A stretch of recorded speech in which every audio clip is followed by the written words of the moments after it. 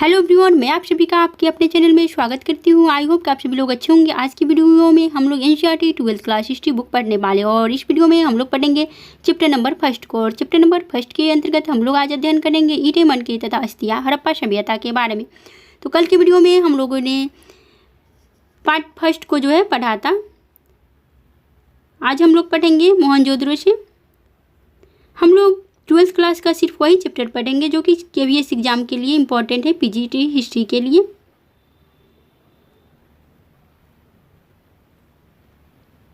तो हम लोग आज स्टार्ट करेंगे। मोहनजोदड़ो एक नियोजित शहरी केंद्र था, किस तरह से था इसके बारे में पढ़ेंगे हम लोग। संभवतः हड़प्पा सभ्यता का सबसे अनूठा पहलू शहरी केंद्रों का विकास था। आइए ऐसे ही एक केंद्र मोहनजोदड़ो को और सूक्ष्मता से देखते हैं। हालांकि मोहनजोदड़ो सबसे प्रसिद्ध पूरा स्थल है। सबसे पहले खोजा गया स्थल हड़प्पा था। तो सबसे पहले खोजा गया स्थल जो था हड़प्पा था। हड़प्पा की खोज 1921 ईस्वी में की गई थी। हड़प्पा को कब खोजा गया था? 1921 ईस्वी में। यह जो है रावी नदी के तट पे है और इसके खोजकर्ता दयाराम सहनी और माधो स्वरूप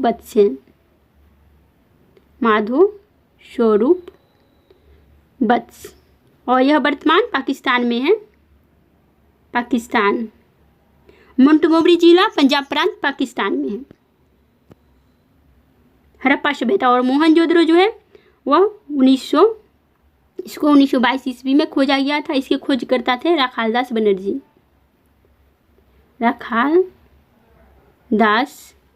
बनर्जी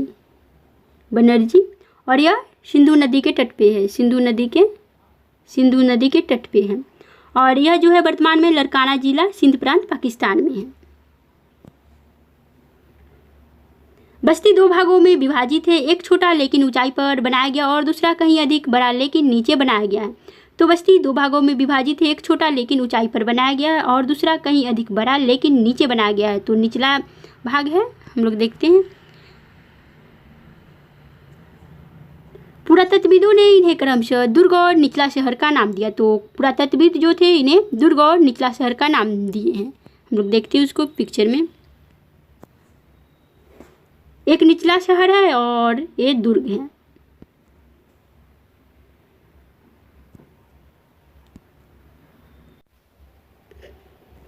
दुर्ग की ऊंचाई का कारण यह था कि यहाँ की संरचनाएं कच्ची ईंटों के चबूतरे पर बनी थी। तो दुर्ग की ऊंचाई का कारण क्या था?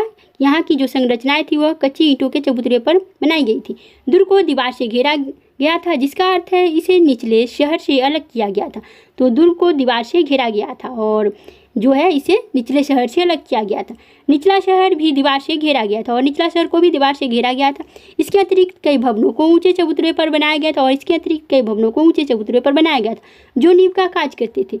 अनुमान लगाया गया है कि यदि एक श्रमिक प्रतिदिन 1 घनीय मीटर मिट्टी ढोता होगा तो मात्र आधारों को बनाने के लिए ही 40 लाख श्रम दिवसों अर्थात बहुत बड़े पैमाने पर श्रम की आवश्यकता पड़ी होगी। अब कुछ और देखते हैं हम लोग। एक बार चबूतरों के यथास्थान बनने के बाद शहर का सारा भवन निर्माण कार्य चबूतरों पर एक निश्चित क्षेत्र तक सीमित था। इसलिए ऐसा प्रतीत होता है कि पहले बस्ती का नियोजन किया गया था और फिर उसके अनुसार कार्यान्वयन किया गया था। नियोजन के लक्षणों में ईंटें शामिल है जो भले ही धूप में सुखाकर अथवा भट्टी में पकाकर बनाई गई हो।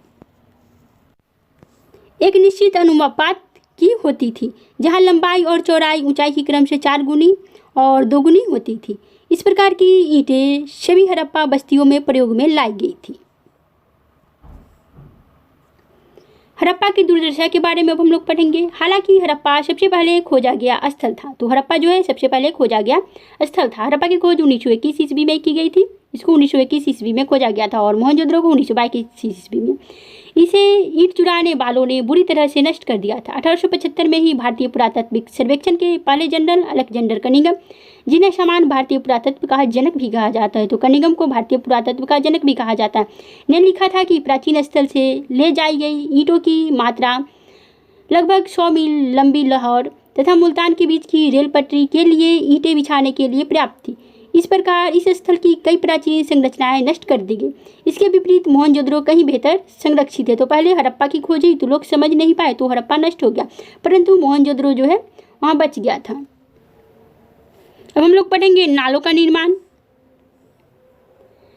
हड़प्पा शहरों की सबसे अनूठी विशिष्टताओं में से एक ध्यानपूर्वक नियोजित जल निकास प्रणाली थी। तो हड़प्पा शहरों की सबसे अनूठी विशिष्टताओं में से एक ध्यानपूर्वक नियोजित जल निकास प्रणाली थी, जो कि आधुनिक पद्धति पर आधारित थी। यदि आप निचले शहर के नक्शे को देखें तो आप यह जान पाएंगे कि सड़कों तथा गलियों को लगभग एक ग्रिड पद्धति में बनाया गया था, जैसे वर्तमान में रहता है ग्रिड पद्धति, और ये एक दूसरे को समकोण पर काटती थी। ऐसा प्रतीत होता है कि पहले नालियों के साथ गलियों को बनाया गया था और फिर उनके अगल बगल आवासों का निर्माण किया गया था। यदि घरों के गंदे पानी को गलियों की नालियों से जोड़ना था तो प्रत्येक घर की कम से कम एक दीवार का गली से सटा होना आवश्यक था। मोहनजोदड़ो की एक नाली है। अब हम लोग दुर्ग के बारे में पढ़ते हैं। हालांकि अधिकांश हड़प्पा बस्तियों में एक छोटा ऊंचा पश्चिमी तथा एक बड़ा लेकिन निचला पूर्वी भाग है, पर इस नियोजन में विविधताएं भी है। धौलावीरा तथा लोथल, जो कि गुजरात में जैसे स्थलों पर पूरी बस्ती किलेबंद थी तथा शहर के कई हिस्से भी दीवारों से घेर कर अलग किए गए थे। लोथल में दुर्ग दीवार से घिरा तो नहीं था, पर कुछ ऊंचाई पर बनाया गया था।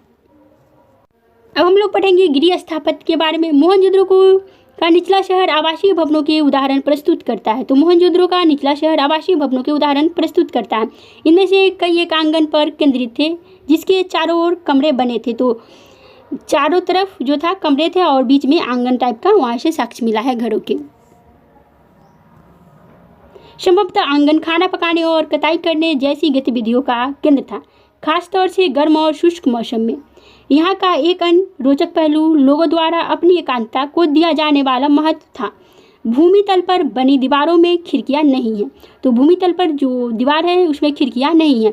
इसके अतिरिक्त मुख्य द्वार से आंतरिक भाग अथवा आंगन का सीधा अवलोकन नहीं होता है।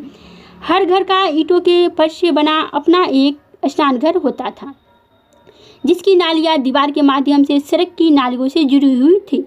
कुछ घरों में दूसरे तल या छत पर जाने हेतु बनाई गई सीढ़ियों के अवशेष मिले थे। कई आवासों में कुएं थे, जो अधिकांशतः एक ऐसे कक्ष में बनाए गए थे जिसमें बाहर से आया जा सकता था और जिनका प्रयोग संभवतः राहगीरों द्वारा किया जाता था। विद्वानों ने अनुमान लगाया है कि मोहनजोदड़ो में कुओं की कुल संख्या लगभग 700 थी। तो विद्वानों ने ऐसा अनुमान लगाया है कि कुओं की कुल संख्या मोहनजोदड़ो में 700 थी। मोहनजोदड़ो में एक बड़े आवास का सममितीय आरेखन मिला है। अब तक खोजी गई प्राचीनतम प्रणाली अब हम लोग देखेंगे। नालियों के विषय में मैके लिखते हैं, निश्चित रूप से यह अब तक की खोजी गई सर्वथा संपूर्ण प्राचीन प्रणाली है। हर आवास गली की नालियों से जोड़ा गया। तो हर आवास को गली का जो नाली था उससे जोड़ा गया था। मुख्य नाले गाढ़े में जमाई गई ईंटों से बने थे और इन्हें ऐसी ईंटों में से ढका गया था जिन्हें सफाई के लिए हटाया जा सकता था, और इन्हें जो सफाई के लिए हटाया जा सकता है। कुछ स्थानों पर ढकने के लिए चूना पत्थर की पट्टिका का प्रयोग किया गया था। घरों की नालियों पहले एक हौदी या मलकुंड में खाली होती थी, जिसमें ठोस पदार्थ जमा हो जाता था और गंदा पानी गली की नालियों में बह जाता था। बहुत लंबे नालों में कुछ अंतरालों पर सफाई के लिए हौदियाँ बनाई गई थी। यह पुरातत्व का एक अजूबा ही है कि मलबे मुख्यतः रेत के छोटे छोटे ढेर सामान्यतः निकासी के नालों के अगल बगल पड़े मिले हैं, जो दर्शाते हैं कि नालों की सफाई के बाद कचरे को हमेशा हटाया नहीं जाता था। अर्नेस्ट मैके अर्ली इंडस सिविलाइजेशन 1948 में लिखते हैं, जल निकास प्रणालियाँ केवल बड़े शहरों तक ही सीमित नहीं थी, बल्कि ये कई छोटी बस्तियों में भी मिली थी। उदाहरण के लिए लोथल में आवासों के निर्माण के लिए जहाँ कच्ची ईंटों का प्रयोग हुआ था, वहीं नालियाँ पक्की ईंटों से बनाई गई थी। दुर्ग के बारे में अब हम लोग पढ़ेंगे। दुर्ग पर हमें ऐसी संरचनाओं के साक्ष्य मिलते हैं जिनका प्रयोग संभवतः विशिष्ट सार्वजनिक प्रयोजनों के लिए किया जाता था। इनमें एक माल गोदाम एक ऐसी विशाल संरचना है जिसके ईंटों से बने केवल निचले हिस्से शेष हैं, जबकि ऊपरी हिस्से जो संभवतः लकड़ी से बने थे बहुत पहले ही नष्ट हो गए थे, और विशाल स्नानागार सम्मिलित हैं। विशाल स्नानागार आंगन में बना एक आयताकार जलाशय है जो चारों ओर से एक गलियारे से घिरा हुआ है। जलाशय के तल तक जाने के लिए इसके उत्तरी और दक्षिणी भाग में 2 सीढ़ियाँ बनी थी। तो जलाशय के जाने के लिए दक्षिणी भाग और उत्तरी भाग में जो है सीढ़ियाँ बनी हुई थी। जलाशय के किनारों पर ईंटों को जमाकर तथा जिप्सम के गाढ़े के प्रयोग से इसे जलवत किया गया था। तो जलाशय थे और इसके उत्तरी साइड और दक्षिणी साइड में जो था जाने के लिए सीढ़ियाँ बनी हुई थी। इसके तीनों ओर कक्ष बने हुए थे जिनमें से एक में एक बड़ा कुआं था। जलाशय से पानी एक बड़े नाले में बह जाता था। इसके उत्तर में एक गली के दूसरी ओर एक अपेक्षाकृत छोटी संरचना थी, जिसमें 8 स्नानाघर बनाए गए थे। एक गलियारे के दोनों ओर 4-4 स्नान घर बने थे। प्रत्येक स्नान घर से नालियाँ गलियारे के साथ साथ बने एक नाले में मिलती थी। इस संरचना का अनोखापन तथा दुर्ग क्षेत्र में कई विशिष्ट संरचनाओं के साथ इनके मिलने से इस बात का स्पष्ट संकेत मिलता है कि इसका प्रयोग किसी प्रकार के विशेष अनुष्ठानिक स्नान के लिए किया जाता था। विशेष अवसर पर जो है इन कुओं का प्रयोग किया जाता था। दुर्ग का नक्शा है। अब हम लोग पढ़ेंगे सामाजिक भिन्नताओं का अवलोकन, उसके बारे में। पुरातत्वविद यह जानने के लिए कि क्या किसी संस्कृति विशेष में रहने वाले लोगों के बीच सामाजिक तथा आर्थिक भिन्नताएं थी, सामान्यतः कई विधियों का प्रयोग करते थे। इन्हीं विधियों में से एक समाधान का अध्ययन है। आप संभवतः मिस्र के विशाल पिरामिडों, जिनमें से कुछ हड़प्पा सभ्यता के समकालीन थे, से परिचित थे। तो मिस्र के विशाल पिरामिडों, जिनमें से कुछ हड़प्पा सभ्यता के समकालीन थे, उनसे परिचित है। हम लोग देखते हैं इनमें से कई पिरामिड राजकीय समाधान थे, जहाँ बहुत बड़ी मात्रा में धन संपत्ति दफनाई गई थी। हड़प्पा स्थलों से मिले समाधानों में आमतौर पर मृतकों को गर्तों में दफनाया गया था। कभी कभी समाधान गर्त की बनावट एक दूसरे से भिन्न होती थी। कुछ स्थानों पर गर्त की सतहों पर ईंटों की चिनाई की गई थी। क्या ये विविधताएं सामाजिक भिन्नताओं की ओर संकेत करती है? कहना कठिन है। कुछ कब्रों में मृदभांड तथा आभूषण मिले तो कुछ कब्रों में मृदभांड तथा आभूषण मिले हैं, जो संभवतः एक ऐसी मान्यता की ओर संकेत करते हैं कि जिसके अनुसार इन वस्तुओं का मृत्यु उपरांत प्रयोग किया जा सकता था। पुरुषों और महिलाओं दोनों के समाधानों से आभूषण मिले। 1980 के दशक के मध्य में हड़प्पा के कब्रिस्तान में हुए उत्खननों में एक पुरुष की खोपड़ी के समीप शंख के 3 छल्ले जैस्पर यानी एक प्रकार का उपरत्न के मनके तथा सैकड़ों की संख्या में सूक्ष्म मनकों से बना एक आभूषण मिला है। कहीं कहीं पर मृतकों को तांबे के दर्पणों के साथ दफनाया गया तो कहीं कहीं पर मृतकों को तांबे के दर्पणों के साथ दफनाया गया। परंतु कुल मिलाकर ऐसा लगता है कि हड़प्पा सभ्यता के निवासियों का मृतकों के साथ बहुमूल्य वस्तुएं दफनाने में विश्वास नहीं था। तांबे का एक दर्पण है, यहाँ पे तांबे का दर्पण है। अब हम लोग पढ़ेंगे विलासिता की वस्तुओं की खोज के बारे में। सामाजिक भिन्नता को पहचानने की एक अन्य विधि है ऐसी पुरावस्तुओं का अध्ययन, जिन्हें पुरातत्वविद मोटे तौर पर उपयोगी तथा विलास की वस्तुओं में वर्गीकृत करते हैं। पहले वर्ग में रोजमर्रा के उपयोग की वस्तुएं सम्मिलित है, जिन्हें पत्थर अथवा मिट्टी जैसे समान पदार्थों से आसानी से बनाया जा सकता है। इनमें चक्कियाँ, मृदभांड, सुइयाँ, झाबा आदि शामिल। ये वस्तुएं सामान्य रूप से बस्तियों में सर्वत्र पाई गई हैं। पुरातत्वविद उन वस्तुओं को कीमती मानते हैं जो दुर्लभ हो अथवा महंगी, स्थानीय स्तर पर अनुपलब्ध पदार्थों से अथवा जटिल तकनीकों से बनी हो।